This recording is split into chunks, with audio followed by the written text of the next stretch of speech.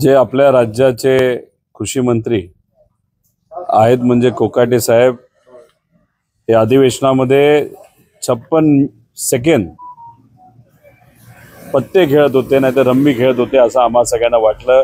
जो काही आमच्याकडे पेनड्राईव्हच्या माध्यमातून व्हिडिओ आले त्या व्हिडिओकडे बघितल्यानंतर पण आम्हाला असं कळतंय की विधिमंडळामध्ये एक इन्व्हेस्टिगेशन केलं गेलं, एक समिती फॉर्म केली गेली होती आणि त्या समितीचा अहवाल मुख्यमंत्री आणि दोन्ही उपमुख्यमंत्री यांच्याकडे देण्यात आलेला आहे.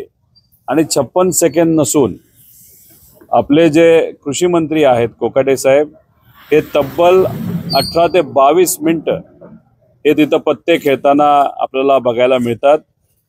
खरं तर अनेक वेळा आपण भाषणामध्ये बघितलेलं आहे, देवेंद्र फडणवीस साहेब बोलतात की अटल बिहारी वाजपेयींचा वारसा आम्ही सर्वजण पुढे घेऊन चाललेलो आहोत. त्याच्याचबरोबर अजितदादा नेहमी सांगतात की चव्हाण साहेबांचा वारसा आम्ही पुढे घेऊन चाललेलो आहोत. तर या दोन्ही नेत्यांना मला विचारायचं आहे की हा जो कुठला अहवाल असेल तुम्ही लोकांसमोर आणणार का?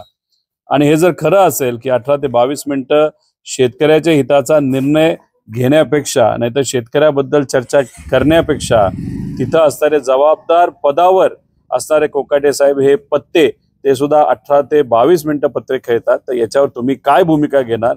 अख्खा महाराष्ट्र या भूमिकेकडे बघत आहे.